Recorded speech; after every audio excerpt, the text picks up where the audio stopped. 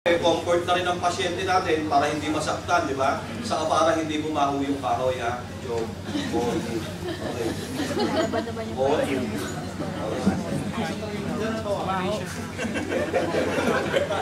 Saka dito sa kamay naman, ang purpose lang is for relaxation lang. Ito to, exempted ko na yan. Okay. Ayaw ko din, sir.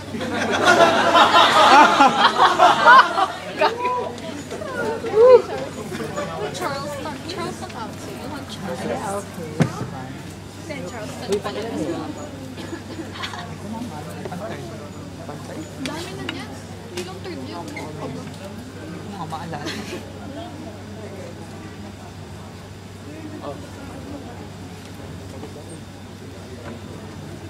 So, ano naman natutunan niyo sa klase? Tama.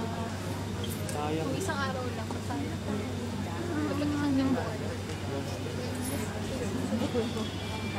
Okay, anong problema ng victim dito? Anong problema ng victim? Dali, operate muna.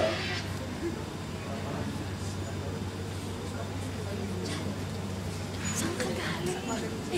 Saan ka galing? Okay, pagkatapos nyo malagyan ng split, mula sa axis lang hanggang kalahati ng kamay niya, so natali nyo na, next na gagawin ano? Split? Sling? Wala nang sling to, swat na lang. So, option nyo na yan, kung isasuwa nyo muna siya rito, or sa spine board nyo na mismo isasuwa. Okay? Okay.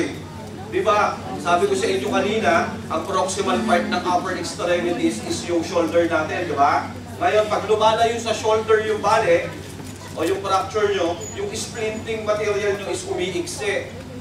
So, tapos na tayo sa elbow. Next is sa forearm natin. Radius or ulna na yung fracture.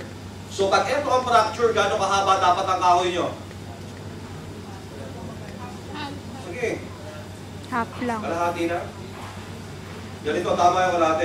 From dito sa elbow nyo, and then kalahati pa rin ng kamay, tapos tali nyo lang itong dalawa na to. Pag forearm ha, pag forearm. Tapos, call nyo na, kung lalagyan nyo ng sling and swak o position of comfort ng pasyente nyo is kung comfortable siya nang nakalaylay lang yung kamay niya. Call nyo na yon. Ngayon, next, pagkatapos ng forearm, ang pwedeng ma-fracture na susunod yung wrist, di ba? Gano'ng kahaba naman yung kahoy dyan, dapat?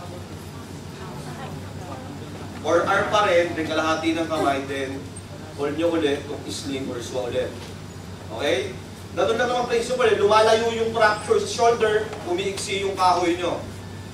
Isa na lang ang kulang natin sa upper extremity, yung kamay na lang, o yung mga daliri na lang, di ba?